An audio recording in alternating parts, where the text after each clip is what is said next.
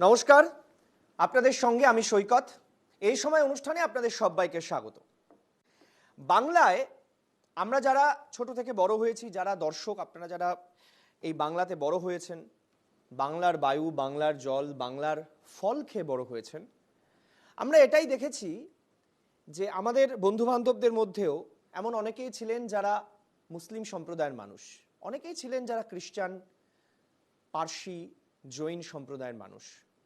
আমরা এভাবেই বড় হয়েছি, ঠিক কাজী নজরুল ইসলামের ওই কবিতা পড়ে, যে মোরা একই বৃন্তে দুটি কুসুম, হিন্দু মুসলমান, মুসলিম তার নয়নমণি, হিন্দু তাহার প্রাণ। কিন্তু হঠাৎ আমাদেরকে বলা হচ্ছে যে আমাদের বাংলায় দুটো বিভাজন আছে, যে তুমি হিন্দু, তুমি মুসলমান, তোমার পরিচয় ওটাই, তুমি ভোট দাও, তাই তোমাকে এই বিভাজন রেখার মধ্যেই থাকতে হবে। এখন এই বক্তব্যটা 2024-এর লোকসভা নির্বাচন, তার ঠিক ভোট প্রচার পর্ব এবং তার পরবর্তী সময়ে, এই সময় বিশেষ করে ভয়ঙ্কর আকার ধারণ করেছে। আমাদেরকে এটা বলা হচ্ছে যে এই বাংলায় তোমার অধিকার কেড়ে নিচ্ছে অনুপ্রবেশকারীরা, রোহিঙ্গারা। এই বাংলায় তুমি নিরাপদ নও, কারণ বাংলায় রোহিঙ্গা অনুপ্রবেশকারীতে ভরে গেছে। এই বাংলায় আর কিছুদিন পর থেকে যারা হিন্দু তারা থাকতে পারবেন না, তাদের বাংলাদেশ চলে যেতে হবে, পাকিস্তানে চলে যেতে হবে। এর মর্মার্থ কি?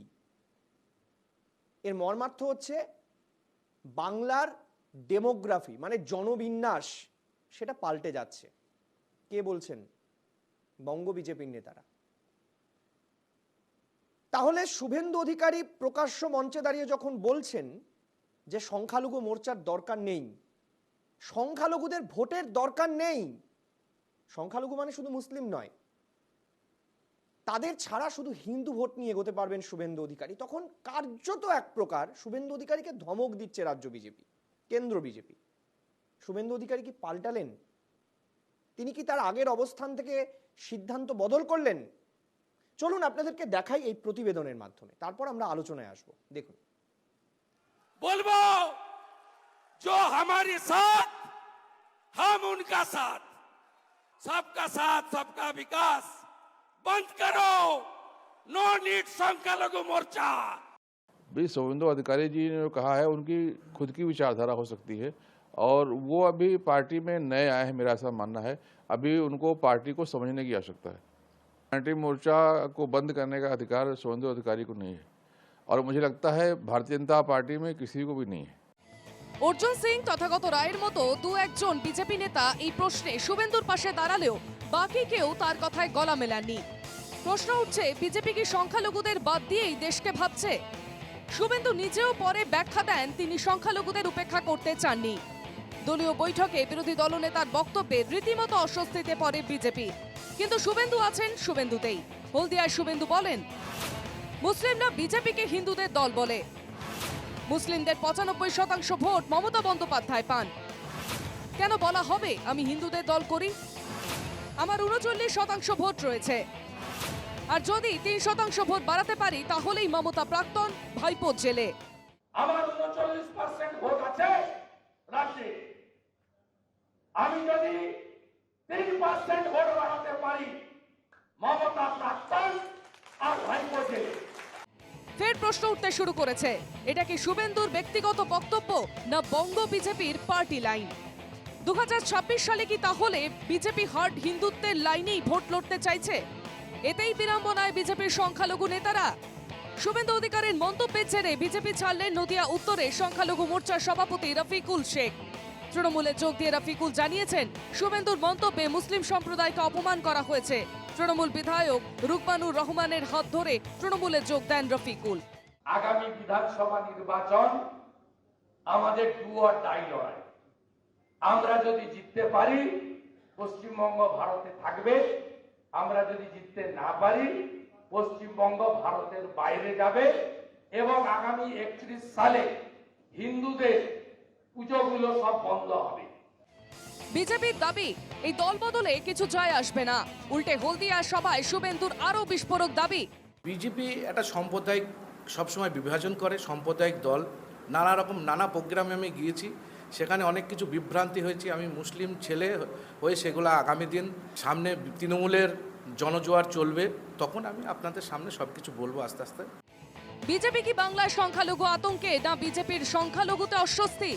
একদিকে সংখ্যালঘুদের জনবিস্ফোরণ নিয়ে উদ্বেগ প্রকাশ করছেন বিজেপির সাংসদ বিধায়করা, অন্যদিকে সংখ্যালঘুদের ভোট না নিয়েই ক্ষমতায় আসার অঙ্ক কষছেন শুভেন্দু। এ সবই কি রাজ্য বিজেপির সম্পত্তিতে, না শুভেন্দুর একলা চলো সিদ্ধান্ত জল্পনা তুঙ্গে? Bureau report, NKTV Bangla.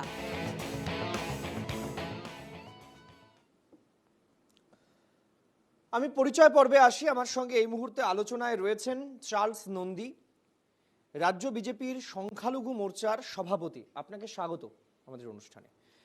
Krishanu মিত্র আমাদের সঙ্গে রয়েছেন, তৃণমূল কংগ্রেস মুখপাত্র। আপনাকে স্বাগত।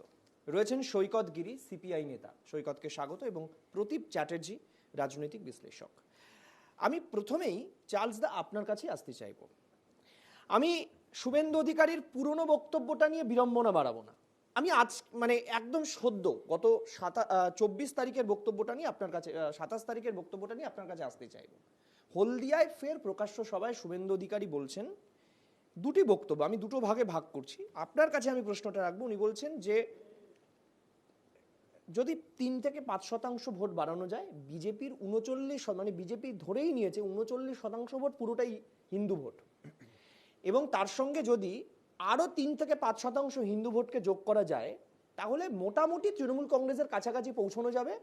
একটা টাই পজিশন হবে, যেখানে মনে করা হবে, শুভেন্দু অধিকারী মনে করছেন যে তারা সরকার গঠন করবেন, মমতা বন্দ্যোপাধ্যায় জেলে চলে যাবেন, প্রাক্তন হয়ে যাবেন, অভিষেক বন্দ্যোপাধ্যায়কে জেলে পাঠিয়ে দেবেন। কিন্তু আপনি সংখ্যালঘু সম্প্রদায়কে রিপ্রেজেন্ট করেন। সংখ্যালঘু মানে তো শুধু মুসলিম নয়, আরও অন্যান্য সম্প্রদায়ের মানুষও রয়েছেন। আপনার কি মনে হয় যে বাংলায় কি সংখ্যালঘুদের দরকার আছে না নেই? না, প্রথমেই বলে রাখি যে এখানে বিড়ম্বনার কিছু নেই। আমাদের দলগত যে অবস্থান খুব স্পষ্ট। মনে রাখতে হবে যে ভারতীয় জনতা পার্টি কোনো ধর্মীয় রাজনীতিতে বিশ্বাস করে না। ভারতীয় জনতা পার্টি কোনো জাতপাতের রাজনীতিতে বিশ্বাস করে না। ভারতীয় জনতা পার্টি কখনোই সমাজে ধর্মের বা ধর্মীয় কোনো বিভাজনে বিশ্বাস করে না। তার কারণ আমাদের যে দলের সংবিধান, সেই সংবিধানে পরিষ্কার একটি কথা লেখা আছে, সর্বধর্ম সমভাব, পজিটিভ সেকুলারিজম। এবং মোদিজি যে বলছেন যে সবকা সাথ সবকা বিকাশ, সবকা বিশ্বাস অ্যান্ড সবকা প্রয়াস, মোদিজি হায়দ্রাবাদে ন্যাশনাল এক্সিকিউটিভ মিটিং এটাও বলেছেন যে সমাজের যারা পিছিয়ে পড়া সংখ্যালঘু মুসলিম, পাসমান্দা মুসলিম, তাদের কাছে যেতে হবে। বাট উনি পরিষ্কারভাবে বলেছেন হিন্দিতে, যার মানে দাঁড়ায় যে উইদাউট এক্সপেক্টিং এনি ভোটস, কোনো ভোটের আশায় নয়, সেবার জন্যে। অতএব সবকা সাথ সবকা বিকাশ, সবকা প্রয়াস, সবকা বিশ্বাস, এই যে আমাদের যে প্যান ইন্ডিয়া স্লোগান, যে স্লোগানের উপর বেসিস ভরসা করে, এটা তো গভর্নমেন্টের slogan, it's not a slogan of BJP. এটা তো বিজেপির স্লোগান নয়, এটা প্রধানমন্ত্রী হিসেবে নরেন্দ্র মোদীর স্লোগান। বাংলার স্লোগান তো শুভেন্দু অধিকারী ঠিক করে দিয়েছেন। উনি প্রকাশ্য মঞ্চে, আপনিও বোধহয় ছিলেন সেই বৈঠকে, যেখানে উনি বলছেন সংখ্যালঘু মোর্চার দরকার নেই, ও নো নিড সংখ্যালঘু মোর্চা। আপনার মনে হয় না যে আপনার পথটাকে উনি চ্যালেঞ্জের মুখে দাঁড় করিয়ে দিয়েছেন? না, বিষয়টা এভাবে দেখলে হবে না, একটু অন্যভাবে দেখা যেতে পারে। ধরুন আপনি একজন ভালো ছাত্র, সারা বছর খেটে খুঁটে পড়াশুনো করেন, আপনি ফার্স্ট হওয়ার আশায় পড়াশোনা করেন, সারা বছর খাটেন, কিন্তু যদি আপনি সেকেন্ড হন পরীক্ষায়, তাহলে তো একটা খারাপ লাগতে পারে, কখনো ইমোশনাল হয়ে অনেক কিছু বলে ফেলতে পারে। উনি ইমোশনাল হয়ে কথাটা বলেছেন, ওনার কথার সঙ্গে আমাদের দলের যে অবস্থান তার কোনো। চার্লস, আমার এখানেই একটা কথা আপনার কাছে জানতে চাইতে ইচ্ছে করছে। এইটার জন্য আমি কৃষাণুদার কাছে যাব না, আমি এটা প্রদীপদার কাছে জানতে চাই। প্রদীপদা, আমার মনে পড়ছে 2019 সাল ভোটের রেজাল্ট বেরোলো লোকসভা নির্বাচনে, বিজেপি আশানুরূপ আশাতীত ফল করলো, 18টা সিট তারা পেল। কেউ ভাবেনি তার আগে যে বিজেপি এত ভালো রেজাল্ট করতে পারে। তারপর তো বিজেপির জয় জয়কার সারা রাজ্য জুড়ে, গোটা দেশে আলোচনা হচ্ছে, বঙ্গ বিজেপির উত্থান ইত্যাদিতেও। মমতা বন্দ্যোপাধ্যায় একটা মন্তব্য করেছিলেন সাংবাদিকদের প্রশ্নের উত্তরে। কি বলেছিলেন? উনি বলেছিলেন যে আমি তো ইফতারে যাচ্ছি, চলুন আপনারাও যাবেন, আমি তো মুসলিম তোষণ করি, বলেছিলেন মমতা বন্দ্যোপাধ্যায়। তখন বিজেপি কার্যত তেড়ে ফুঁড়ে উঠলেন, এই তো মমতা বন্দ্যোপাধ্যায় সত্যি কথা বলে ফেলেছেন, এই তো তোষণের কথা বলছেন মমতা বন্দ্যোপাধ্যায়। আচ্ছা, মমতা বন্দ্যোপাধ্যায় তাহলে সেদিন বিজেপি কেন মমতা বন্দ্যোপাধ্যায়ের সেটাকে অপোজ করেছিল? কারণ মমতা বন্দ্যোপাধ্যায় আবেগে বলেছেন সংখ্যালঘুদের উন্নয়নের জন্য মমতা বন্দ্যোপাধ্যায় অনেক কাজ করেছেন। সাচার কমিটি রিপোর্টের পরও বাম আমলে অনেক কাজ হয়নি সংখ্যালঘুদের জন্য, তারা মমতা বন্দ্যোপাধ্যায়কে সমর্থন করেছেন, তিনিও আবেগের কথা বলেছেন। না দেখুন, এখানে একটু আগে বিজেপির তরফ থেকে যিনি এসছেন ওনাকে বলতেই হবে এই কথা, এভাবে ব্যাখ্যা করতেই হবে, তার কারণ ডিবেটে এসেছেন। কিন্তু মুশকিল হচ্ছে যে শুভেন্দু অধিকারী যদি আবেগে বলেন তাহলে বারবার একই কথা বলবেন কেন? আবেগের বহিঃপ্রকাশ একটা বৈঠকে হতে পারে, আবার পরের বৈঠকেও একই রেস টেনে উনি বলে যাবেন, এটা আবেগের বহিঃপ্রকাশ নয়, এটা অত্যন্ত উনি যেটা বিশ্বাস করেন উনি সেটা বলছেন। এবং এইখানেই আপনার প্রশ্ন যে, এবং আমি আপনাকে উত্তর দিচ্ছি যে মমতা বন্দ্যোপাধ্যায়ের রাজনীতির মূল জায়গাটাই হচ্ছে সবাইকে নিয়ে চলা, এবং সেটা ধর্মীয় বিভাজনের ঊর্ধ্বে গিয়ে উনি প্রত্যেকটা ধর্মের অনুষ্ঠানেই, আপনি ইফতারের বললেন, উনি খ্রিস্টানদের অনুষ্ঠানেও যান, উনি সেন্ট জেভিয়ার্স কলেজের বিভিন্ন সমাবর্তনেও যান, উনি সমস্ত ধর্মের মানুষদের অনুষ্ঠানে যান। কিন্তু এর সঙ্গে আপনি দেখুন যে বিজেপি যবে থেকে ধর্মের ওপর ভিত্তি করে ভোটের লড়াইয়ে নামছে, তারা পিছিয়ে যাচ্ছে, এবং মানুষ কিন্তু উন্নয়নের ওপরে ভোট দিচ্ছে, অর্থাৎ সার্ভিস ডেলিভারি, জনপরিষেবা কি পারবে। এবং শুভেন্দু অধিকারীর যে বিভ্রান্তিমূলক বক্তব্য যে এই 3% ভোট বাড়লে, আমার মনে হয় এতে অন্তত যারা উদারপন্থী হিন্দু যারা বিজেপিকে ভোট দিচ্ছিলেন তারাও হয়তো বিমুখ হবেন যে বিজেপির একটা অংশ তারা এই ধরনের বক্তব্য করে চলেছে যে বিজেপি একটি হিন্দুত্ববাদী দল হিসাবে প্রতিপন্ন করছে, ফলে যারা লিবারাল হিন্দু, যে 39% হিন্দুদের মধ্যে লিবারাল হিন্দু আছে, তারাও এরপরে বিজেপিকে ভোট দিতে দুবার ভাববে যে তারা কি একেবারেই ধর্মান্ধ একটি রাজনৈতিক দল হয়ে উঠছে কিনা। এবং আরেকটা জিনিস বলি যে বিজেপির ক্ষেত্রে এটা খুবই খারাপ যে একদিকে দেখুন একটা বঙ্গভঙ্গ নিয়ে দেখুন তাদের ডিফারেন্ট লাইন, আবার ধর্ম নিয়ে এই যে 3% হিন্দু সংখ্যালঘু মোর্চা চাই না, এটাও একজন বলছেন, অন্যরা আপত্তি করছেন। ফলে একটা রাজ্য সংগঠনের যদি সমন্বয় না থাকে, তার বহিঃপ্রকাশ বারবার এরকম বাইরে আসে, মানুষ আস্থাটা পাবে কি করে তাদের উপরে যে বিকল্প হিসাবে। আমি একটুখানি মনে করিয়ে দিতে চাইবো যে শুভেন্দু অধিকারী যখন হলদিয়ার সভায় কথা বলছেন, তখন আমার পিসিআরকে বলবো তথাগত রায় আগেরবারও তিনি প্রথম টুইট করেছিলেন, এবারও তিনি টুইট করেছেন। কি বলেছেন তথাগত রায়? আমি ফুল স্ক্রিনে ছবিটা দেখাতে চাইবো, কারণ এটা ইম্পর্টেন্ট। আমি ফুল স্ক্রিনে ছবিটা দেখাই, দেখুন কি লিখছেন উনি লিখছেন যে অভিনন্দন জানাচ্ছেন শুভেন্দু অধিকারীকে, তুমি যা বলেছো সেটা অগণিত বিজেপি কর্মীর হৃদয়ের কথা, তথাগত রায় লিখছেন। আবার শুভেন্দু অধিকারী 27 তারিখের বক্তব্যের পরেও একইভাবে তিনি আরেকটি টুইট করেছেন। সেই টুইটেও তিনি একটি সংবাদপত্রের কাটিং সামনে রাখছেন, সেটা রেখেও তথাগত রায় তিনি লিখছেন, এতক্ষণে অরিন্দম, এই কথাটা বিজেপির কার্যকর্তাদের মুখে ধ্বনিত হোক, জয়তু শুভেন্দু। আমি চলে আসতে চাইবো এবার কৃষাণুদার কাছে। কৃষাণুদা, শুভেন্দু অধিকারী নয় আবেগে বলছেন, প্রাক্তন রাজ্য সভাপতি তথাগত রায় কোন আবেগে বলছেন? কোন আবেগে? একমাত্র এনকেটিভি বাংলাকে এক্সক্লুসিভ সাক্ষাৎকারে পরিষ্কার বলছেন অর্জুন সিং যে হিন্দুরা 5 বছর পর বাংলায় থাকতে পারবে না। অন রেকর্ড এনকেটিভি বাংলার আর্কাইভে রয়েছে এই বক্তব্য। আমাদের রজত শুভ্র মুখুটিকে, আমাদের এক্সিকিউটিভ এডিটরকে তিনি বলছেন। এখন প্রশ্ন হচ্ছে, সবাই আবেগে কথা বলছেন, বিজেপি কি আবেগাপ্লুত হয়ে পড়েছে? না দেখো সৈকত, বিষয়টা হচ্ছে যখন একটি দল চূড়ান্ত রাজনৈতিক অবসাদে ভোগে এবং তার কাছে কোনো দিশা নির্দেশ থাকে না এবং সে তার কাছে জানে না সে রাজনৈতিকভাবে আগামী দিন কোন পথে চলবে, তখন তার মধ্যেই বিরোধাভাস হয়। বিভিন্ন দল আমরা দেখেছি, যারা আমরা পলিটিক্যাল সায়েন্সের স্টুডেন্ট বা রাজনৈতিক কর্মী, আমরা ইতিহাসের যতটুকুন পড়েছি, আমরা দেখেছি একটি দল বিভাজিত হওয়ার আগে এরকম বিভিন্ন মত দেখা যায়। তুমি দেখো সোশ্যালিস্টরা এই দেশে বিভিন্ন সময় বিভাজিত হয়েছে, তার আগে তাদের মধ্যে এরকম একটা বিরোধাভাস দেখা গেছে। উচ্চ নেতৃত্ব, আমি মিড লেভেল বা নিচুতলার কর্মীদের মধ্যে কথা বলছি না, একদম উচ্চ নেতৃত্বের মধ্যেই বিভাজন। তুমি কমিউনিস্টরা বিভিন্ন সময় বিভাজিত হয়েছে, তাদের মধ্যে দেখো একটা মতাদর্শগত একটা বিভাজন দীর্ঘদিন বাদানুবাদ চলেছে, তারপরে বিভাজিত হয়েছে। কংগ্রেসে হয়েছে, আমাদের দলও যখন তৈরি হয়েছিল 98 সালে, এরকম একটা আইডিওলজিক্যাল ডিফারেন্স থেকে হয়েছিল। আমরা মনে করেছিলাম, আমার নেত্রী মনে করেছিল, তাতে সারা বাংলার বাম বিরোধী মানুষজন সাড়া দিয়েছিল যে কংগ্রেস যেভাবে চলছে এটা সিপিএম এর বিরোধিতা, বাম বিরোধিতা হচ্ছে না। তো সুতরাং একটা বিভাজনে, তো সুতরাং এখানে দেখছি শুভেন্দু অধিকারী সম্পর্কে, যে দিল্লির নেতা, কে নেতা আমি চিনি না, কিন্তু যাই হোক তিনি কোনো শীর্ষস্থানীয় নিশ্চয়ই নেতা, সর্বভারতীয় সংখ্যালঘু মোর্চার মানে তাহলে তো চার্লস মারাত্মক। বাবুর হ্যাঁ, উচ্চ নেতৃত্ব। তার মানে এই ব্যাপারটা কি দাঁড়াচ্ছে? ব্যাপারটা দাঁড়াচ্ছে উনি শুভেন্দু অধিকারী বাংলার অন্যতম বিজেপি নেতা নন, উনি বিজেপির দ্বারা মনোনীত বিরোধী দলনেতা। বিরোধী দলনেতা একটা সাংবাদিক মর্যাদা আছে, তুমি যেরকম একটু বলে সবকা সাথ সবকা বিচার গভর্নমেন্টের স্লোগান, উনি he is part of the government, কিন্তু উনি শ্যাডো মুখ্যমন্ত্রী। আমি যদি সেইভাবে ব্যাখ্যা করি, শ্যাডো চিফ মিনিস্টারের স্ট্যাটাস দিয়েছে বিজেপি ওনাকে, তো উনি এলিতেলি কেউ নন।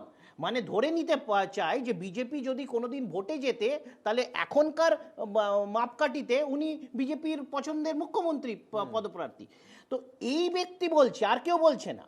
এবং তিনি বিজেপির একটি মোর্চা, বিজেপির যেসব বিভিন্ন মোর্চা থাকে, মোর্চার বিলুপ্তিকরণের কথা বলছেন। তার মানে আইডিওলজিক্যাল ডিভিশনটা বিজেপির মধ্যে কোথায় গেছে?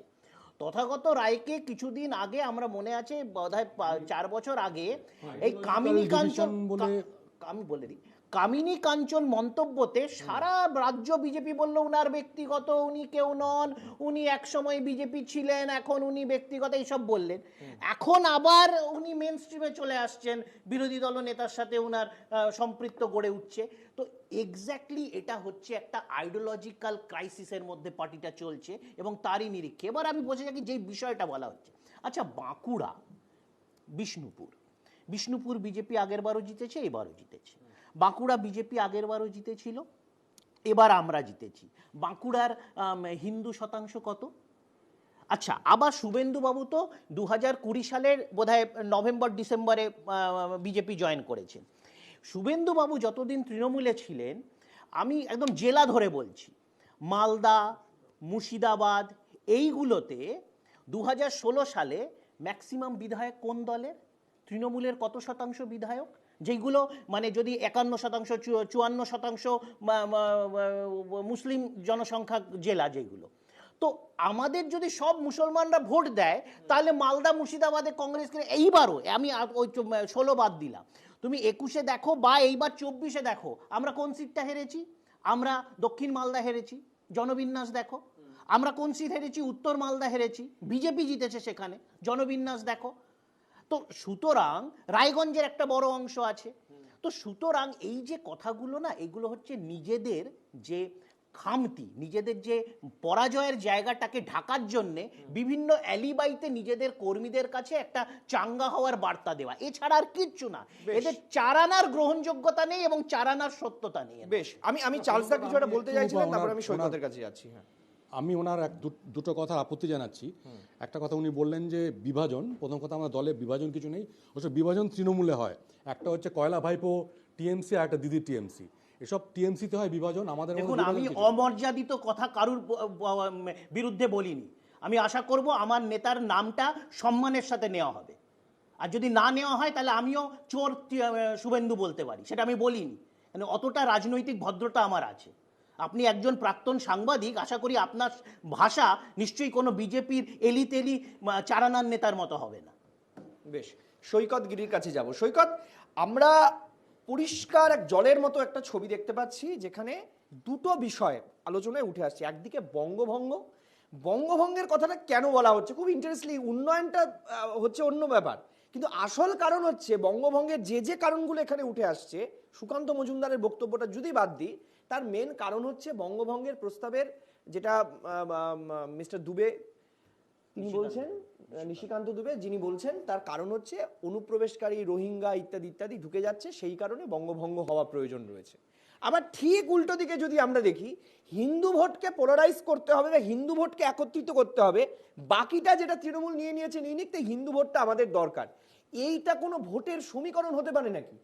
না দেখুন, বিজেপি যদি এই নির্বাচন পরবর্তীকালে হিন্দুত্বের লাইনে, আপনাদের প্যাকেজে আমি শুনছিলাম হার্ড হিন্দুত্বের লাইনে যদি বিজেপি আগামী দিনে এগোতে চায়, তাহলে বিজেপিকে আমার তরফ থেকে, আমাদের দলের তরফ থেকে অনেক অনেক অভিনন্দন। তার কারণ তাহলে বিজেপি আরও ধ্বংসের দিকে যাবে এবং দেশটা রক্ষা পাবে, এটা আমরা বুঝতে পারছি। কেননা উত্তরপ্রদেশের যে নির্বাচন বা বদ্রীনাথের উপনির্বাচন, তার আগে অযোধ্যা যে লোকসভা কেন্দ্রের মধ্যে পড়ে, বা একের পর এক যে লোকসভা কেন্দ্রগুলো যেখানে বিজেপি নিজেদের গড় বলে মনে করতো, প্র্যাকটিক্যালি নিজেদেরকে জয়ী বলে ঘোষণা করে দিয়েছিল, সেই সব জায়গায় কিন্তু সংখ্যালঘু ভোট একদম নগণ্য। তা সত্ত্বেও সেখানকার হিন্দু তথাকথিত কোডাঙ্কোড হিন্দুত্বের রাজনীতি টোটালি ডাহা ফেল করেছে।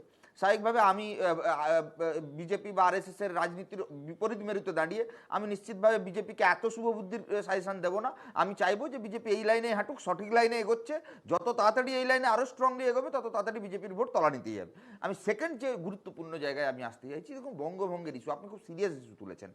বিষয়টা হচ্ছে এতে শুধুমাত্র বাংলা ভাগ করবার চক্রান্ত আছে বলে আমার মনে হয় না। আপনি যদি দেখেন বিজেপি নীতিগতভাবে ছোট রাজ্যের পক্ষে, বরাবর ওরা ছোট রাজ্যের পক্ষে, কিন্তু ছোট রাজ্য হলেই যে সমস্যার সমাধান হয়ে যায় তার উদাহরণ কিন্তু আমাদের কাছে ভুরি ভুরি রয়েছে। লাস্ট উদাহরণ আমি আপনাকে ঝাড়খণ্ড দিতে পারি, যেখানে ছত্তিশগড় ঝাড়খণ্ড একের পর এক উদাহরণ আছে। তাহলে কেন বিজেপি চাইছে? তাহলে কি বিজেপির এখানে পলিটিক্যাল ফায়দা আছে? রাজনৈতিক ফায়দার পাশাপাশি আর কাউকে কি ফায়দা করে দেওয়ার সুযোগ করে দেওয়া হচ্ছে? আপনি যদি দেখেন উত্তরবঙ্গ বিভাজনের, বাংলা বিভাজনের ফার্স্ট স্টেপ যদি হয়, তাহলে সেকেন্ড স্টেপ বিজেপিরই একজন রাজ্যসভার সাংসদ বলছে যে কামতাপুরি রাজ্য চাই। আচ্ছা, আপনি আরেকটু এগিয়ে যান, তাহলে দার্জিলিংয়ে বিজেপির একের পর এক নেতা নির্বাচন এলে, দার্জিলিং লোকসভার পাহাড়ি এলাকায় গেলে তারা বলে গোর্খাল্যান্ডের পক্ষে তারা দাঁড়িয়েছে। আবার ঠিক শিলিগুড়ি থেকে নিচের দিকে নামলে তাদের ভার্সানটা চেঞ্জ হয়ে যায়। আচ্ছা, আপনি আরেকটু নর্থ ইস্টের দিকে গেলে, যেখানে গোষ্ঠী সংঘর্ষ বা জাতিগত দাঙ্গার প্রবণতা প্রচণ্ড পরিমাণে বাড়ছে, সেখানে প্রত্যেকটা জায়গায় ওখানে বিড়ালকে বলছে মাছ পাহারা দাও, আর মাছ ঘরের লোককে এসে বলছে যে মাছ রেখে দিচ্ছ, বিড়াল এসে খেয়ে যাবে। মানে প্র্যাকটিক্যালি এই যেমন মেয়েতি কুকিদের মধ্যে গন্ডগোল, বা আসামের করিমপুর জেলার মধ্যে যে গন্ডগোল, আর আপনার আসামের শিলচর এলাকায় বাংলাভাষী বা বাংলাদেশ থেকে আগত যে উদ্বাস্তু তাদের মধ্যে গন্ডগোল লাগিয়ে দেওয়া। তার মানে ছোট ছোট গোষ্ঠীগুলোকে নিজেদের মধ্যে হিংসায় লাগিয়ে দেওয়া হচ্ছে, যাতে ওই বিড়ালের পিঠে ভাগের মতন রাজনীতির ভোট ব্যাংকটা বিজেপি ধরে রাখতে পারে। কিন্তু তাতে সফলতা হয় না, সব ক্ষেত্রে হয় না। এবারের লোকসভা নির্বাচন নর্থ ইস্টে ধাক্কা খেয়েছে, ভবিষ্যতেও খাবে। এখানে তৃণমূল কংগ্রেস যারা বিজেপির বিরুদ্ধে এই কথা অভিযোগ করছে, আমরা একদম একমত। যা তৃণমূল বিজেপির বিরুদ্ধে বলছে একদম বাংলা ভাগের। আচ্ছা, শুধু আমার দুটো প্রশ্ন। 11 সালে বিমল গুরুং বলে কোনো একজন নেতার সঙ্গে মমতা বন্দ্যোপাধ্যায় দেখা করেছিলেন, যিনি নাকি বলেছিলেন যে তিনি নাকি মমতা বন্দ্যোপাধ্যায়কে মুখ্যমন্ত্রী চান। আর মমতা বন্দ্যোপাধ্যায় তারপর গোর্খাল্যান্ড শব্দটা প্রথম কেন ব্যবহার করতে দিয়েছিলেন? 1, 2, কামতাপুরি মুভমেন্ট যখন বাম আমলের শেষের দিকে, তখন কে কামতাপুরীদের সঙ্গে গোপনে মিটিং করতে গেছিল? প্রশ্ন 3, আপনার তৃণমূল কংগ্রেসের যারা জনপ্রতিনিধি উত্তরবঙ্গের, তারা কেউ প্রকাশ্যে কেন বলছে না যে বাংলা বিভাজন মানবো না? কেন উত্তর বাংলার কোচবিহারে আপনার জেতা এমপি কিংবা জলপাইগুড়ি কিংবা আলিপুরদুয়ারে তারা নামছে না? নাকি তৃণমূল কংগ্রেস আসলে প্র্যাকটিক্যালি সেই এজেন্ডাকে সেট করতে চাইছে যা বিজেপি চায়? আমি আপনাকে দুটো ঘটনা, আপনাকে পেপার, আপনাদের যদি আর্কাইভ থাকে আপনারা দেখাতে পারেন। আমি খুঁজছিলাম, পাইনি ইয়েটা। আপনাদের মনে আছে 2008 সালে একটা ঘটনা ঘটেছিল কোচবিহারে, একটা ল্যান্ডমাইন বিস্ফোরণ, এবং সেই বিস্ফোরণের পর মমতা বন্দ্যোপাধ্যায় অভিযোগ করেছিলেন যে কামতাপুরীদের বিরুদ্ধে বামেরা ষড়যন্ত্র করছে। এবং কামতাপুরীদের দুটো গ্রুপ, সশস্ত্র গোষ্ঠী এবং যারা নির্বাচনের মধ্যে দাঁড়িয়ে মমতা বন্দ্যোপাধ্যায়কে সমর্থন করেছিল, দুটো গোষ্ঠীর সঙ্গে গোপনে গিয়ে দেখা করেছিলেন মমতা বন্দ্যোপাধ্যায়। এবং আমি আপনাকে বলছি, উত্তর বাংলার উন্নয়নের বঞ্চনা নিয়ে প্রথম বিজেপির কোনো নেতা এই রাজ্যে সরব হয়নি। প্রথম উত্তরবঙ্গ শব্দটা কয়েনেজ করেছিলেন মমতা বন্দ্যোপাধ্যায় 2005 সালে। তার মানে আজকের দিনে দাঁড়িয়ে তৃণমূল বিজেপি বিরোধিতার ভোট ব্যাংকের রাজনীতির জন্য বিরোধিতা করছে, কি তৃণমূলও বাংলা ভাগের প্রশ্নে বা উত্তরবঙ্গের মানুষের প্রশ্নে দাঁড়িয়ে নীতিগতভাবে স্ট্রং জায়গায় নেই। কারণ প্রথম যখন এই বাংলা ভাগের কথা পার্লামেন্টে ওঠে, প্রথম যখন গোর্খাল্যান্ড ইস্যু প্রথম পার্লামেন্টের মধ্যে আলোচনার মধ্যে আসে, দুটো ক্ষেত্রে গোর্খাল্যান্ড তো মমতা বন্দ্যোপাধ্যায় দিয়ে দিয়েছেন, পার্লামেন্টে যখন প্রথম এই কামতাপুর এবং উত্তরবঙ্গ বঙ্গভাগের কথা ওঠে, তখন মমতা বন্দ্যোপাধ্যায় কিন্তু এনডিএ সরকারের, জোট সরকারের। প্রথম কথা হচ্ছে যে গোর্খা সমস্যা আমরা জানি জিএনএলএফ কাদের সময় গঠিত হয়েছে, সুভাষ ঘিসিংয়ের সাথে জ্যোতি বসু, রাজীব গান্ধীর তাদের ট্রাইপার্টাইট এগ্রিমেন্ট সই করা, কাকে আপ্যায়ন করে কলকাতা তারপরে দিল্লিতে নিয়ে যাওয়া, এই ইতিহাস আমাদের জানা, বাংলার মানুষে জানা। সিপিআই যতই মিথ্যাচার করুক তাতে ধোপে টিকবে না। দুই হচ্ছে, আমাদের যত জনপ্রতিনিধি আছে সদ্য নির্বাচিত সাংসদ নিয়ে তারা পার্লামেন্টে বা পার্লামেন্টের বাইরে বা পার্বত্য পশ্চিমবাংলা তাদের নিজের নিজের কেন্দ্রে তারা এই বাংলা ভাগের বিরোধিতা নিয়ে বারবার সরব হয়েছে, বর্তমানেও তারা হচ্ছে। তো সুতরাং এই মিথ্যাচারগুলো দিয়ে সিপিএম বা সিপিআই এর যে দ্বিচারিতা আছে, উত্তর বাংলার অঘোষিত মুখ্যমন্ত্রী কাকে বলা হতো?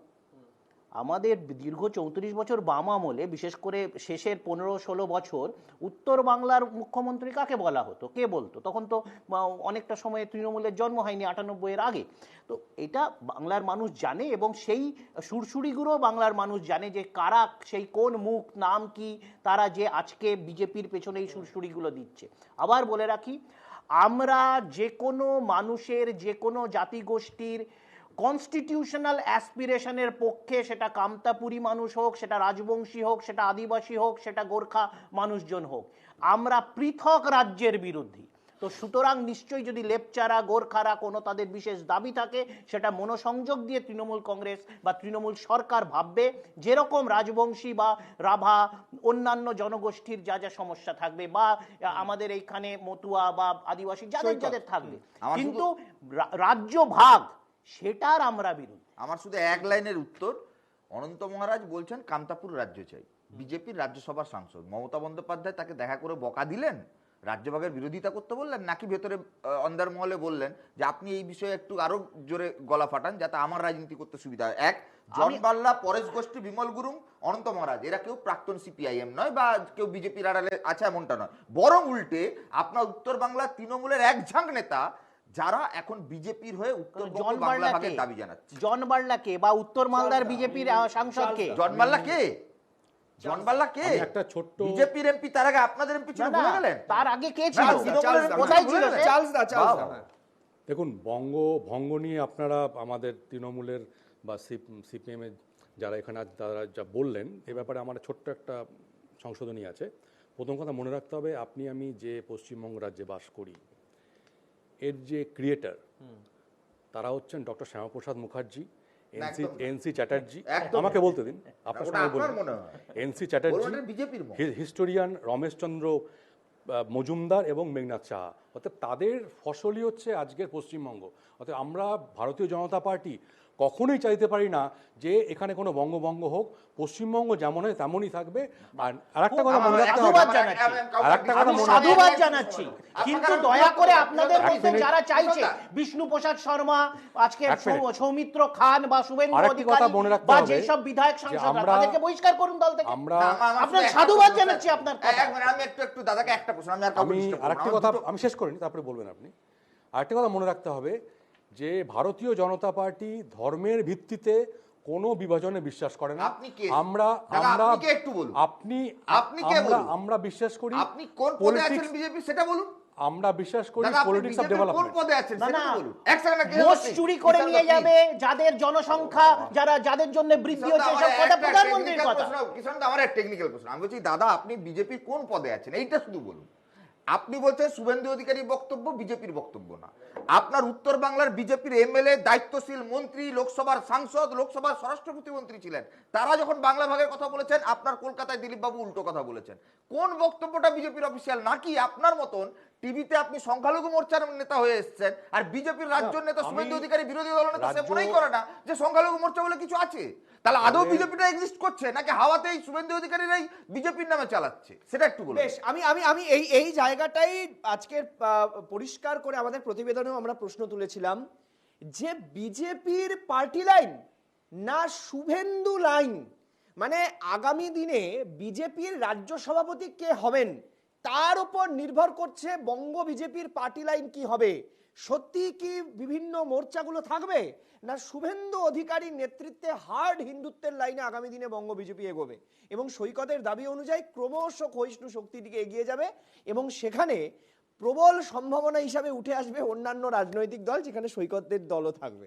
মজাদার বিষয় কিন্তু, বাংলার রাজনীতি সত্যিই বৈচিত্র্যময়। এমনটা আপনাদের বলছিলাম যে নীতি আয়োগের বৈঠকে মমতা বন্দ্যোপাধ্যায়ের মাইক হঠাৎ বন্ধ করে দেওয়ার অভিযোগ। তৃণমূল কংগ্রেস বলল যে এটা সম্পূর্ণ বাংলাকে অপমান করা, বাংলার মুখ্যমন্ত্রীকে অপমান করা। বিজেপি বলল না, এটা মিথ্যে অভিযোগ। কিন্তু মানতে নারাজ তৃণমূল। তারা বলছেন এর বিরুদ্ধে নিন্দা প্রস্তাব বিধানসভায় আনা হবে এবং সেটা নিয়ে আলোচনা করা হবে। কিন্তু বিজেপি বিধায়করা সেটা মানতে নারাজ, তারা ওয়াকআউট করেন। এই নিয়ে দিনভর উত্তপ্ত রইল রাজ্য বিধানসভা। চলুন আপনাদেরকে দেখাই প্রতিবেদন। ছিলেন না কোনো বিরোধী দলের মুখ্যমন্ত্রী, কিন্তু নীতি আয়োগের বৈঠকে যোগ দিয়েছিলেন মুখ্যমন্ত্রী মমতা বন্দ্যোপাধ্যায়। মমতা দাবি করেন মানুষের স্বার্থে নীতি আয়োগের বৈঠকে যোগ দিয়েছেন তিনি। সেই বৈঠকে বাংলার মুখ্যমন্ত্রীর বক্তব্য পেশের সময় মাইক বন্ধ করার অভিযোগ ওঠে। শাক দিয়ে কি মাছ ঢাকা যায়? তুমি যদি বারবার বেল টিপছো মানে কি? আমায় স্টপ করতে বলছো তো মানে কি?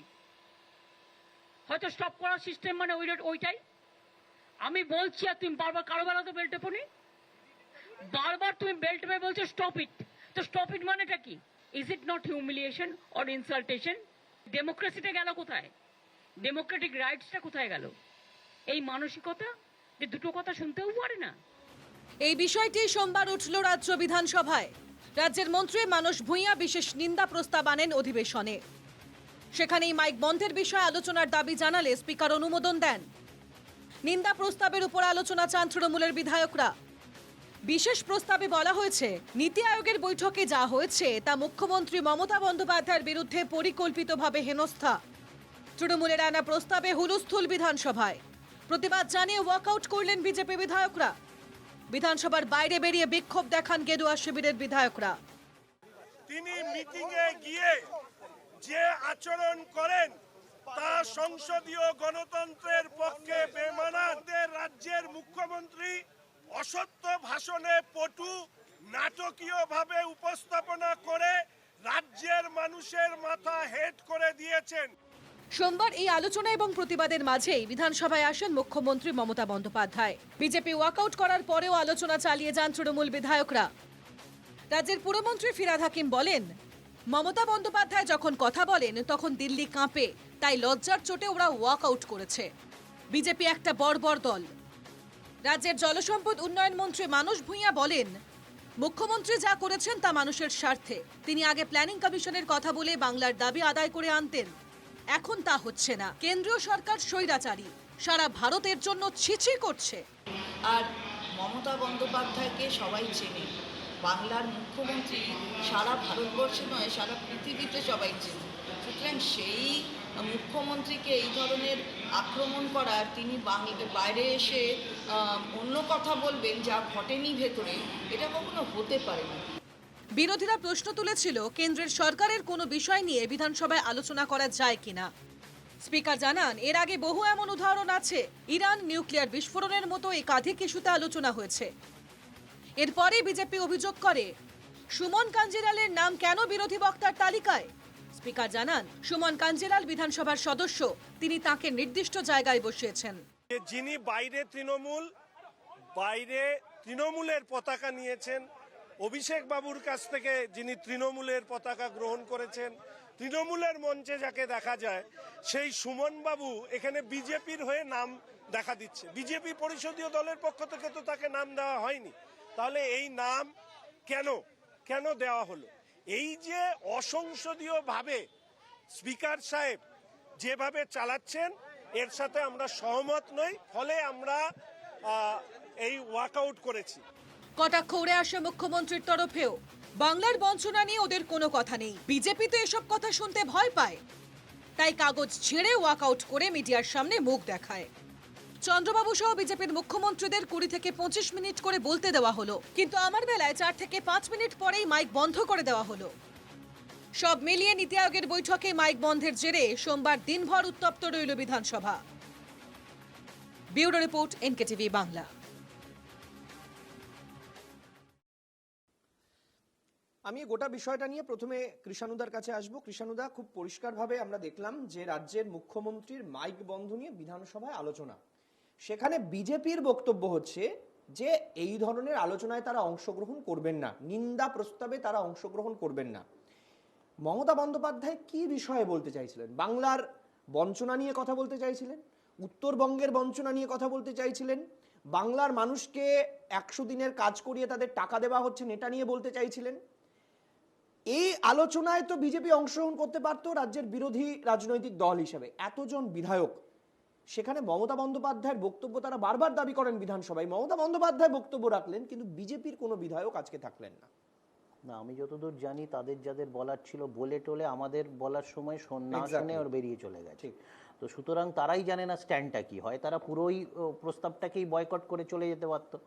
অর্ধেকটা নিজেদের বলার সময় বললাম, কিন্তু সরকার পক্ষের কথাটা শুনবো না, বেরিয়ে চলে গেলাম। এই যে একটা ধোঁয়াশা, অনেকটা ওই সংখ্যালঘু মোর্চার মতো, থাকবে কি থাকবে না, রাখবো কি রাখবো না, যাবো কি যাবো না, এরকম একটা ব্যাপার হয়ে যাচ্ছে। তো বললাম তো, একটা চূড়ান্ত আইডিওলজিক্যাল একটা অবসাদে ভুগছে। তো দোনামোনায় আছে, কোন দিকে হাঁটবে জানে না। এখন আমি বলে রাখি যে এই ঘটনাটা, এটা কিন্তু আমি একটু কয়েক বছর পিছিয়ে নিয়ে যাচ্ছি। 2012 সাল 27শে ডিসেম্বর এইভাবে দিল্লির বুকে বিভিন্ন রাজ্যের মুখ্যমন্ত্রীদের বৈঠক তৎকালীন কেন্দ্র সরকার যিনি শাসক দল তারা ডেকেছিলেন, UPA 2। সেইখানে প্রধানমন্ত্রীর পৌরোহিত্যে সেটা হচ্ছিল। 35টা 29 আরও বাকি যেগুলো কেন্দ্রশাসিত অঞ্চল, প্রায় 34-35টা মুখ্যমন্ত্রী সেখানে উপস্থিত।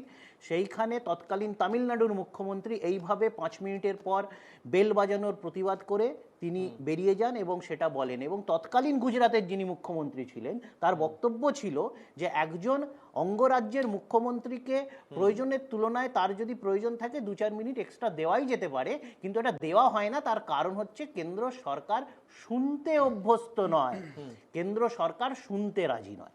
তৎকালীন যিনি গুজরাটের মুখ্যমন্ত্রী তার বক্তব্য সঠিক না আজকের প্রধানমন্ত্রী তার সাঙ্গপাঙ্গর বক্তব্য সঠিক, তারাই বিচার করে নিন। হয় মোদী সেই দিন মিথ্যা কথা বলছিলেন, নয় মোদী আজকে মিথ্যে কথা বলছেন। পরিষ্কার, আমরা আমাদের রাজ্যের কথা, রাজ্যের বঞ্চিত মানুষের কথা, কেন্দ্রের প্রকল্প থেকে আমাদের বাদ দেওয়ার কথা, বাজেটারি অ্যালোকেশন নীল করে দেওয়ার কথা, এবং বারংবার আমরা যে তথ্য যা কেন্দ্র থেকে চাওয়া হয়েছে সেগুলো দলীয়ভাবে, রাজ্য সরকারি প্রশাসনিকভাবে, এবং যখন তাও পছন্দ হলো না আমলারা প্রেস কনফারেন্স করে বলেছে ইউটিলাইজেশন সার্টিফিকেট কি, কবে কি, সব ডিটেলস দিয়ে দিয়েছে এবং অ্যাকনলেজও করেছে কেন্দ্র বিভিন্ন মন্ত্রক। তা সত্ত্বেও এই টাকাগুলো আটকে রেখেছে। 1, 2 যেটা খুব প্রাসঙ্গিকভাবে ওই 4-5 মিনিটে মুখ্যমন্ত্রী বলতে পেরেছেন এইগুলোর সাথে, যে আগে প্ল্যানিং কমিশন যেটা ছিল তার একটা ইকোনমিক মাইন্ড বা ইকোনমিক পাওয়ার ছিল। যে কোনো প্রকল্প তারা যেরকম নিতে পারতেন সেরকম তাদের বাস্তবায়িত করারও তার আর্থিক ক্ষমতা তাদের থাকতো, কিন্তু বর্তমান যেটা নীতি আয়োগ করেছেন তার কোনো অর্থনৈতিক ক্ষমতা নেই। তো যদি কেন্দ্র সরকার নীতি আয়োগকে প্ল্যানিং কমিশন থেকে বেশি শক্তিশালী না করতে পারেন, বরঞ্চ আগের থেকে অনেক দুর্বল করেছেন, তাহলে এই নীতি আয়োগের প্রয়োজন নেই, তাহলে পুরনো প্ল্যানিং কমিশন ফিরিয়ে আনুক। এই দাবিটা শুধু পশ্চিমবাংলার নয়, আজকে 140 কোটি ভারতবর্ষের 29টি রাজ্য এবং 8টি কেন্দ্রশাসিত অঞ্চলের দাবি।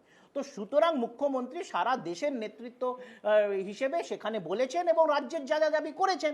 এখন বিজেপি ভিয়েতনাম নিয়ে বা ইসরায়েল নিয়ে প্রস্তাব পাশ করতে তারা বেশি সরব, দেশের রাজ্যের চিন্তা ভাবনা তাদের কাছে খুব প্রাসঙ্গিক। বেশ, আমি একটু চলে যেতে চাইবো প্রদীপ চ্যাটার্জির কাছে। প্রদীপদা, আমরা মমতা বন্দ্যোপাধ্যায়ের যে বক্তব্যটা শুনলাম এবং আজকে বিধানসভায় মমতা বন্দ্যোপাধ্যায় যা বললেন, তাতে খুব এটা পরিষ্কার হচ্ছে যে বিজেপি শুধুমাত্র কেন্দ্রে যে তাদের কথা শুনেছে তা নয়, বাংলাতেও ধৈর্য নেই শোনার, বাংলার বিধানসভাতেও এ নিয়ে আলোচনা হয় না। আচ্ছা, এখানে একটা প্রসঙ্গ বারবার করে উঠে আসছে যে মমতা বন্দ্যোপাধ্যায় যখন বিধানসভায় কিছু বলছেন সেটা থেকে ওয়াকআউট করে বেরিয়ে যাওয়া, এই লজিকটা কিসের? মানে এই যদি বিতর্কে অংশগ্রহণ করতো তাতে বিজেপির কি লাভ ক্ষতি হতো, আর যদি অংশগ্রহণ না করেছেন তাতে কি লাভ ক্ষতি হয়েছে?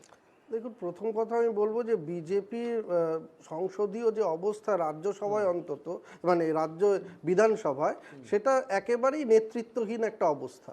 তার কারণ হচ্ছে যে একটু আগে কৃষাণুদা বলছিলেন যে তারা কতটা এগোবে আর কতটা পিছোবে বুঝতে পারছে না। আজকে দেখুন, স্পিকার যদি মনে করেন যে কোনো একটা প্রস্তাব নিয়ে আলোচনা হবেন, স্পিকার হচ্ছে শেষ কথা। এবার স্পিকার ভালো করতে পারেন, ভালো লাগতে পারে। আমাদের অনেক সময় কেন্দ্রে পার্লামেন্টে স্পিকারের অবস্থান ভালো লাগে না, কিন্তু স্পিকারের অবস্থানটা শেষ, সেটা মানতে হবে।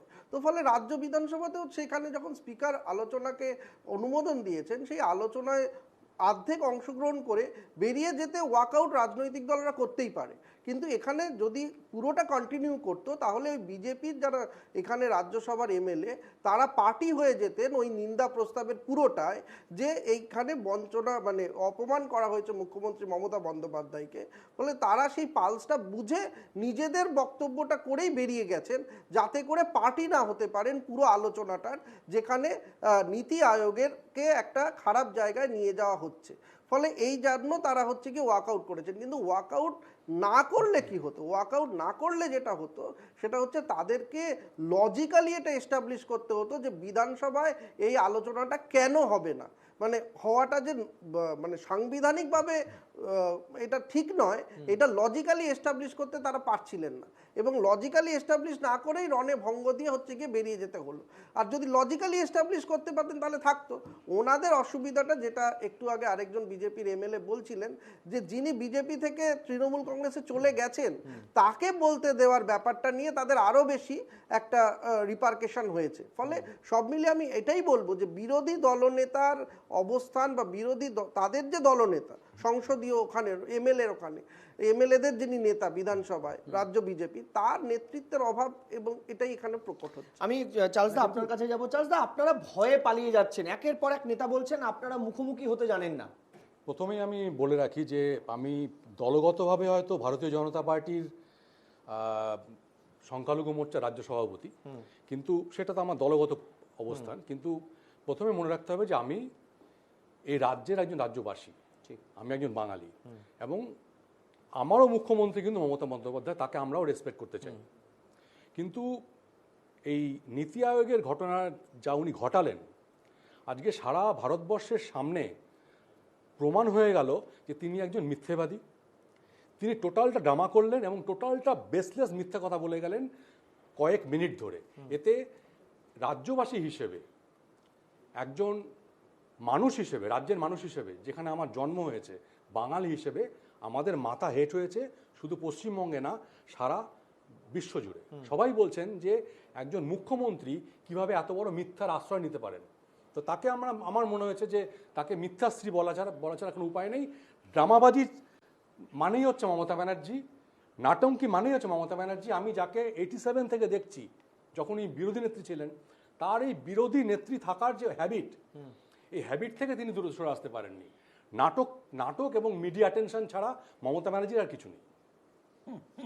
না, আমি সৈকত এখানে একটা জিনিস, এই মূল্যায়নের জন্যই বিজেপি আগামী দিন শূন্য হবে। বেশ, আমি যে বিষয়টা জানতে চাইবো, মমতা বন্দ্যোপাধ্যায় বৈঠকে যাওয়ার আগে কলকাতাতেই বলে গিয়েছিলেন যে যদি আমাকে বলতে নেওয়া যায় আমি সেখান থেকে কুইট করব। মমতা বন্দ্যোপাধ্যায় বৈঠক শেষে এসে সেটাই বললেন। বিজেপি এটাকেই বলছেন যে উনি মিথ্যে কথা বলছেন। স্বয়ং আসনে নামতে হয়েছে কেন্দ্রীয় অর্থমন্ত্রীকে, তিনিও বলছেন না মিথ্যে কথা বলছেন। এখন কে সত্যি কে মিথ্যা সেটা বড় কথা নয়, বড় কথা হচ্ছে রাজ্যের বক্তব্য শোনা হয়েছে কি হয়নি নীতি আয়োগে। যে নীতি আয়োগের নীতিই নেই, সেই নীতি আয়োগ, যেটা একটু আগে আলোচনায় আমাদের বারবার করে উঠছিল আমাদের 7টার টপিকে, যে নীতি আয়োগের যে পাওয়ার, সেই পাওয়ারকে কখনো কখনো ওভারলুক করে নরেন্দ্র মোদী বিভিন্ন কাজ করেছেন। ফলে স্বাভাবিকভাবে নীতি আয়োগে মমতা বন্দ্যোপাধ্যায় যদি বলতেও পারতেন, তার এক্সিকিউশন নিয়ে প্রশ্ন উঠে যেত যে আদৌ হতো কিনা। নীতি আয়োগের নীতি নেই, এটা নিয়ে আমি স্ট্রংলি অপোজ করছি। প্রথমত যেটা বিষয় হচ্ছে, তাতে আপনার অপোজ করলে কিছু যায় আসে না। তার কারণ হচ্ছে গোটা দেশের বিরোধীর যতগুলো রাজ্যের মুখ্যমন্ত্রী তারা সবাই নীতি আয়োগের প্রশ্নে আপত্তি জানায়, এবং দ্বিতীয়ত নীতি আয়োগের এই বৈঠক ম্যাক্সিমাম যারা বিজেপি বিরোধী ক্ষেত্রে সৎ অনেস্ট, তারা এই মিটিংয়ে অংশগ্রহণ করেনি। এক, দুই হচ্ছে আমার বক্তব্য হচ্ছে যে আপনি আলোচনাটা ফার্স্ট ফেজটা শুরু করলেন বিধানসভায় কি অবস্থা আজকে, মমতা বন্দ্যোপাধ্যায় ইস্যু নিয়ে বিধানসভা উত্তাল। আমি কোনো মন্তব্য করতে চাই না। বিজেপির যিনি প্রেস মিট করলেন শঙ্করদা খুব দারুণ একটা কথা বলেছেন, বিধানসভার বাইরে যিনি তৃণমূলের এমএলএ তিনি ভেতরে বিজেপির এমএলএ। এর থেকে আর বড় উদাহরণ এই রাজ্যের শাসক এবং বিরোধী পক্ষের ক্ষেত্রে বামপন্থী একজন নেতাকর্মী হিসেবে এর বাইরে আমার কিছু বলার নেই। প্রশ্ন হচ্ছে সুমন কাঞ্জিলাল কে? আলিপুরদুয়ারে 21 সালে জয় শ্রীরামের র্যালি করা, বিজেপির হিন্দুত্বের পোস্টার বয়, বিজেপির বিধায়ক হয়ে মাত্র শোনা যায়, কানাগুচা শোনা যায়, জোকসে পাঠ 40 লাখ টাকার একটা গাড়িতে নাকি তৃণমূলে যোগদান করেছেন এবং তৃণমূল তাকে 40 লাখ টাকার একটা গাড়ি দিয়ে দিয়েছে। ডিফারেন্সটা কি হলো না, বিজেপির এমএলএ 40 লাখ টাকায় বিক্রি হয়ে যাওয়ার আগে পর্যন্ত যে আলিপুরদুয়ারে রাজ্য সরকার একজন বিধায়কের ডেভেলপমেন্টের টাকা দিত না, সেই রাজ্য সরকার ঢেলে উন্নয়ন করছে আলিপুরদুয়ারে। এক, এই রাজ্যে শাসক বিরোধী চরিত্রের বর্তমান অবস্থা বোঝানোর জন্য। দুই, লোকসভার ক্ষেত্রে কি অবস্থা বা আপনার নীতি আয়োগের বৈঠকের ক্ষেত্রে কি অবস্থা? দেখুন, নীতিগতভাবে আমরা তো মনেই করেছিলাম, ইন্ডিয়া জোটের সমস্ত রাজনৈতিক দল বসে সিদ্ধান্ত নিয়েছিলাম যে আমরা নীতি আয়োগের বৈঠকে যাব না। মমতা বন্দ্যোপাধ্যায় সম্পর্কে আমি এই মন্তব্য না করতে পারলে সবচেয়ে বেশি খুশি হতাম, কারণ তিনি এই রাজ্যের মাননীয় মুখ্যমন্ত্রী, যে তিনি সর্বদা সত্যি কথা বলেন। কিন্তু কি করবো, জোকসে পাঠ, আজ অব্দি মমতা বন্দ্যোপাধ্যায় কোনোদিন সত্যি কথা বলেছেন কিনা সেটা নিয়ে বহুবিধ সন্দেহ রয়েছে। এবং ভেতরে কি হয়েছে, আমি বলছি ভেতরে কি হয়েছে এটা মমতা বন্দ্যোপাধ্যায় এবং বিজেপির এনডিএ সরকারের মন্ত্রীরা বলতে পারবে।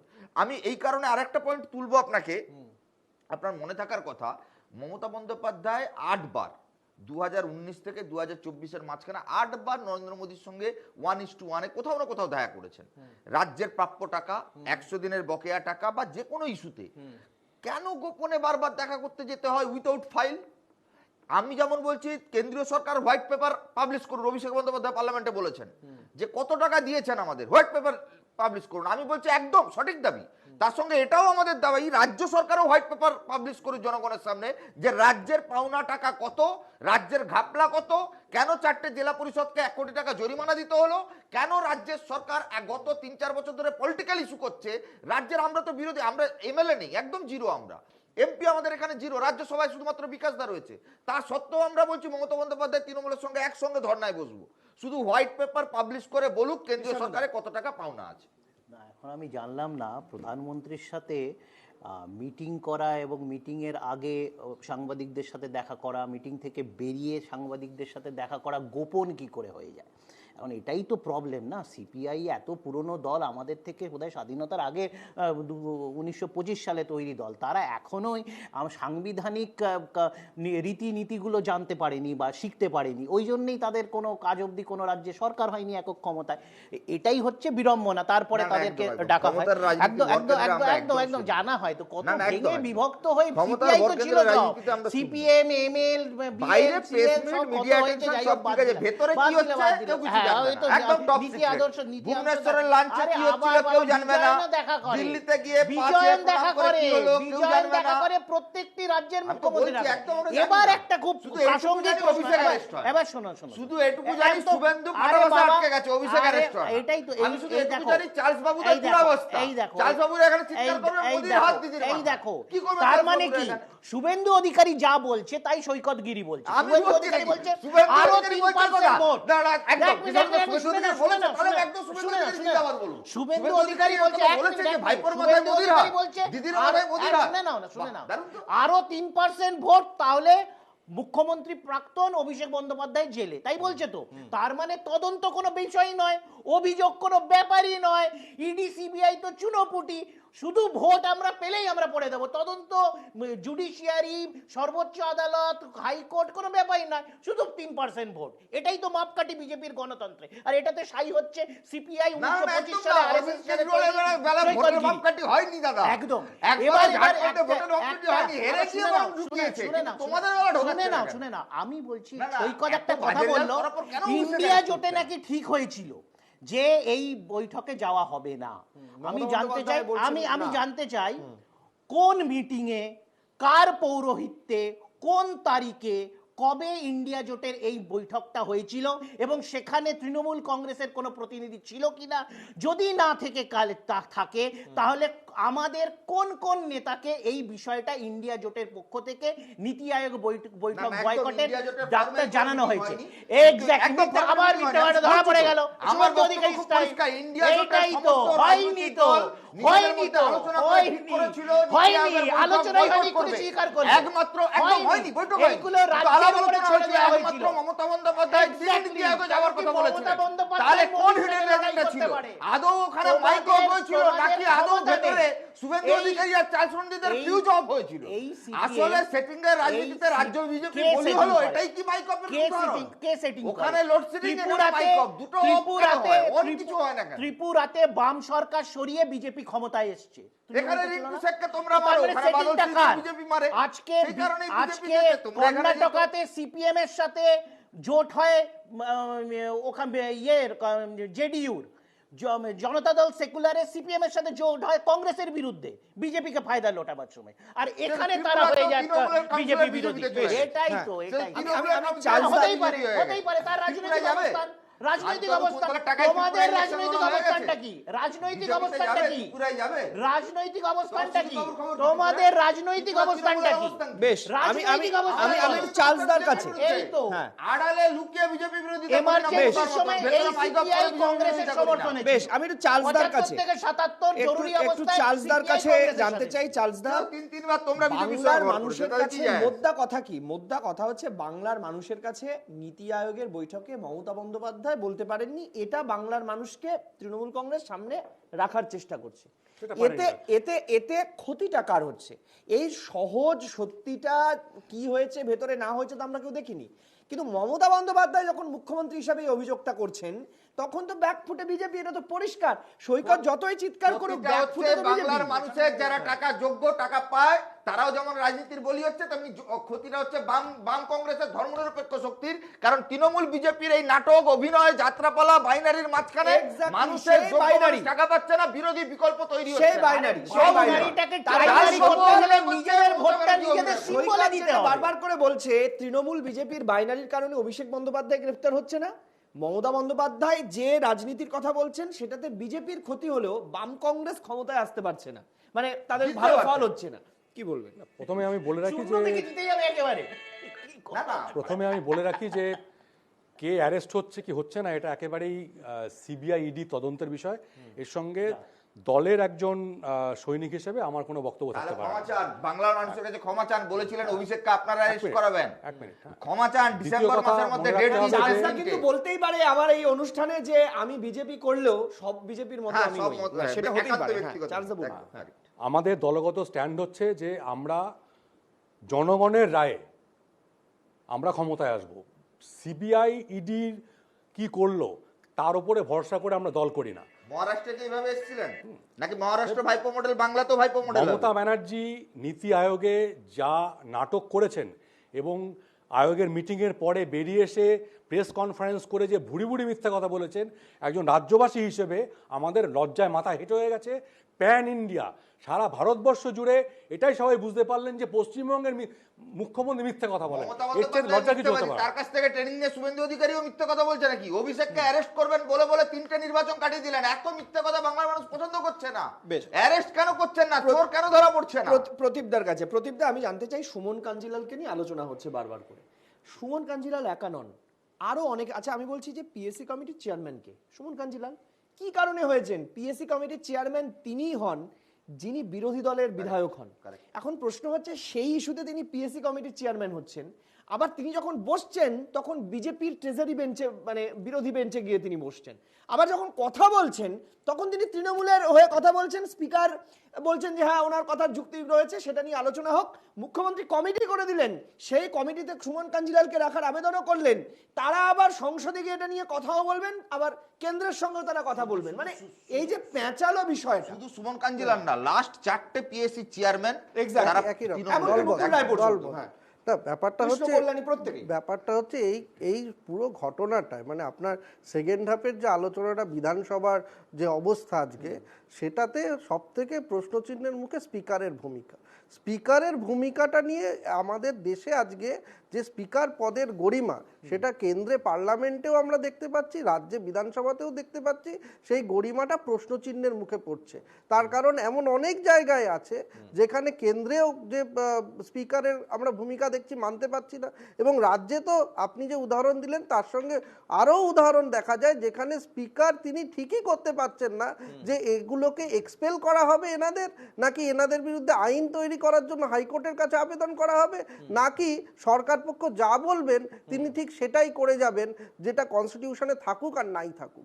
ফলে এই যে একটা ধোঁয়াশা, যিনি যে এমএলএ ধোঁয়াশা করে রেখেছেন তার অবস্থান, তাকে পিএসসি চেয়ারম্যানে অনুমোদন দিচ্ছেন কে? স্পিকার। তাহলে প্রশ্নটা তো আজকে রাজনৈতিক দলকে করলে হবে না, স্পিকার পদে যিনি বসছেন এবং তিনি তো তৃণমূলেরই এমএলএ, তাহলে আজকে তৃণমূল কংগ্রেসকে এটাও বলতে হবে যে সাংবিধানিক পাঠ, রীতিনীতির পাঠ অন্য রাজনৈতিক দলকে করানোর আগে তাদের নিজেদের লোককে করাতে হবে, যিনি স্পিকার পদে বসে অনেক প্রশ্নচিহ্নের মতো কাজ বেশ। করছেন। আমি এটা বেশ, উত্তর দেব? হ্যাঁ, ছোট্ট করে আমি- উত্তরটা আমি দিন, আমি হ্যাঁ। বলছি যে নিশ্চয়ই যদি একটা গণতান্ত্রিক পরিবেশ থাকে দেশে, তাহলে আমরা আমাদের সীমাবদ্ধ বা আমাদের কোথাও ভুল আচরণ হলেও সেটাকে মেনে নেব। কিন্তু যেখানে মহারাষ্ট্রের মতো ঘটনা ঘটেছে, যেখানে পেছনের দরজা দিয়ে এক একটা পার্টিকে অগণতান্ত্রিকভাবে ভাঙা হয়েছে, শিবসেনা থেকে এনসিপি থেকে, যেখানে বিভিন্ন রাজ্যতে অপারেশন কমলের মাধ্যমে অগণতান্ত্রিকভাবে বিজেপি ক্ষমতায় এসছে, সেখানে বিজেপিকে ঠেকাবার জন্যে এই মিনমিনে বাম কংগ্রেসের মতো নয়, আমরা সরাসরি চোখে চোখ রেখে বিজেপিকে ধূলিসাৎ করেছি, আগামী দিনও। বেশ, সুমন কাঞ্জিলালকে নিয়ে যখন আলোচনা হয় তখন মাথায় রাখতে হবে এই বাংলায় এমন বিধায়কও আছেন যারা কিন্তু তৎকালীন তৃণমূল কংগ্রেসের বিধায়ক হয়েও ইস্তফা দিয়ে লোকসভা নির্বাচনে লড়াই করেছেন, সেখানে পরবর্তীকালে প্রতিদ্বন্দ্বিতা হয়েছে, আবার তৃণমূল কংগ্রেসে জিতেছে। তাপস রায়ের কথা বলছি। বলে বাংলায় এই বর্ণময় রাজনীতি থাকবে, কিন্তু বাংলার রাজনীতিতে নীতিটা বজায় থাকুক, দেশের রাজনীতিতেও নীতিটা বজায় থাকুক। আমাদের আলোচনার বোধহয় এখানেই আজকে ইতি টানতে হবে। আজকের সময় নেই। প্রত্যেককে ধন্যবাদ আমাদের অনুষ্ঠানে সময় দেওয়ার জন্য। নমস্কার।